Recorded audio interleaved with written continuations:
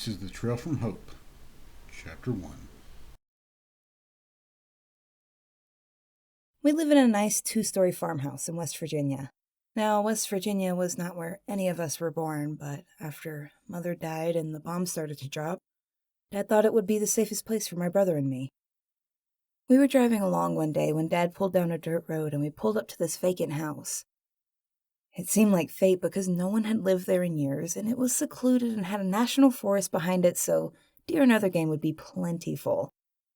I don't remember arriving at the house, but it has been my home for as long as I can remember.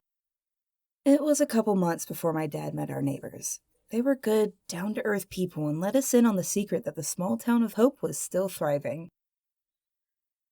There was fertile ground for farming, everyone was sharing, and the most important thing was that the one gas station in town was filled the day before the apocalypse.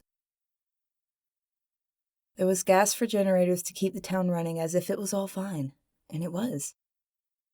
Mrs. Johnson's bakery provided folks with bread. Mr. Hank's butcher shop provided meat and paid anyone who brought meat in vouchers. My brother and I would take my father's kills to Mr. Hank's as children to get vouchers for bread, gas, and for treats from Mr. and Mrs. Belvin's. Now, vouchers were not money, but better. Everyone who had a trade or goods worked for vouchers. It was better than money because it transferred for actual goods that everyone needed. I had seen paper money, but in this time it was either vouchers, trade, gold, or silver. No one accepted anything else. I grew up in this town. My younger years consisted of me, my little brother, and my father playing in the yard. I helped him till the garden and weed it, and he would teach me how to butcher the deer, rabbits, and squirrels that he brought in. I spent a lot of time playing with my little brother while my dad was out hunting. He not only hunted for us, but for the whole town. As a child, it was my favorite time of the month when I would pull my little wagon of meat with my dad carrying my little brother on his shoulders as we made our way to the market. It was about a 30-minute walk down our road to get to the edge of town.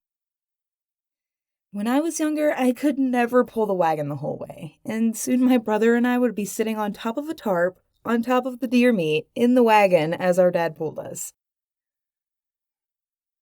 Market day was always a day of wonder for me. Every month we would meet with the other townspeople in the bank parking lot next to the gas station. Everyone called it a farmer's market. It apparently had been happening for decades and had only changed a little after the end. It was always exciting because I knew that it was time to see the other children in town and play with them. As I got older, though, I was the only one pulling the wagon into town twice a month to trade deer meat, onions, and radishes. We grew a lot on our little homestead, but most we kept for ourselves. Corn and potatoes were our main crops, and we grew a lot of them. We did take some to the market, but my dad always said that those crops, along with any apples we could gather from the hills, were food we could store for the long term in our own cellar.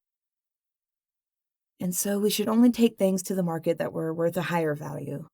After all, everyone grew potatoes, but they were never at the market for sale.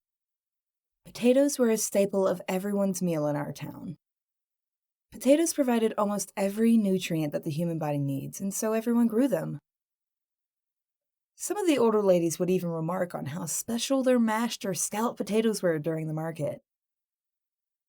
Each had some special ingredient or something to make it the best. Our small town even had an annual potato tasting competition that was highly regarded, and each of the top 3 contestants got some varying type of deer meat prize. The town didn't have a lot of people, but each year there would be almost 80 people offering potato recipes to be the best. There had even been some scandals in the potato judging in the past. Our meat, though, was always highly prized. Our deer jerky was also sought after, along with the occasional mutton. Our eggs would always be gone rather quickly. It seemed that most of the folks could not keep the foxes or hawks from getting to their chickens.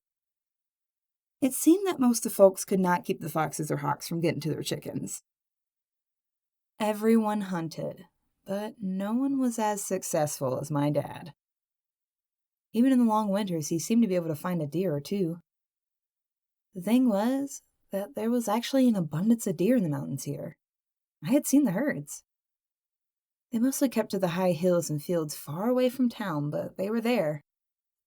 Most of the townspeople were in their senior years and couldn't hunt. As for the others, they seemed to be too lazy or unwilling to trek up the hills and down the valleys and up the hills again to find the deer.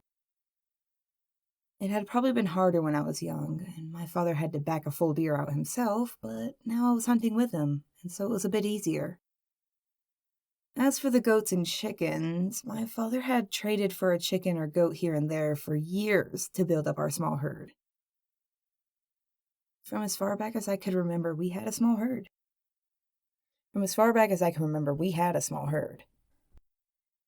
There were a few families with fathers the age of my dad, but they only brought deer to their families every so often, and mostly survived on potato stew. I once asked him why no one had as much meat as us, and his reply was simple. Those other men are capable of hunting deer, caring for chickens, raising goats, but they are either lazy and feel the time needed to do so is a waste, or they are not very good hunters, he said with a wink.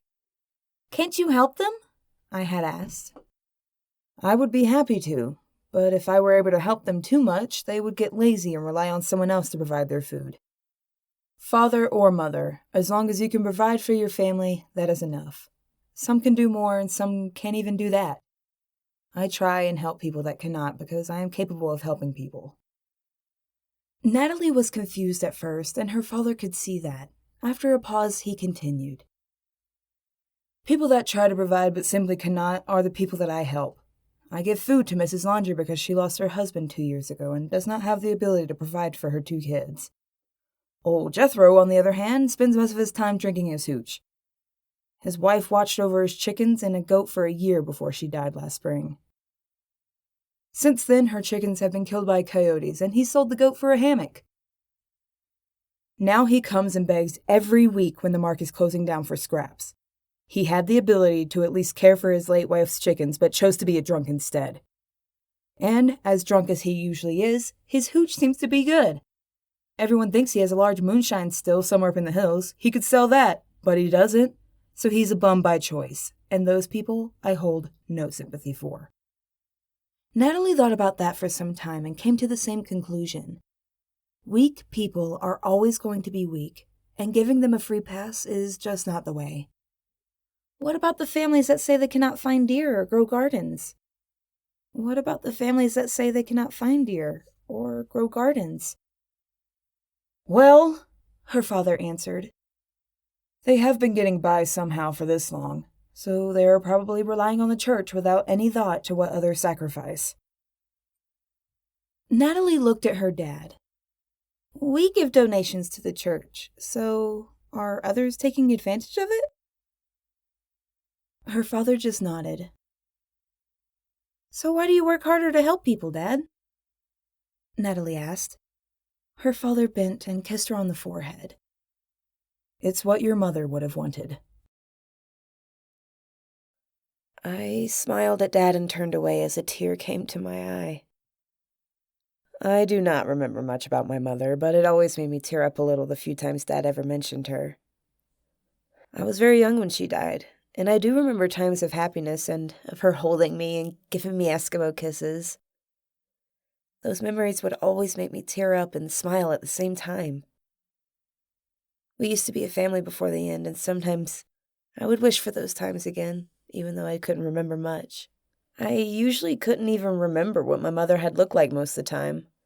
In my memories, I could only picture a blurry face with auburn hair draped over her shoulders. Every so often, I could actually picture what she actually looked like, but the images would be blurry again, and almost instantly, I could never hold on to what her face looked like. I know Dad missed her terribly, but tried to keep myself from asking about her too much because of the pain I saw in his eyes every time he mentioned her.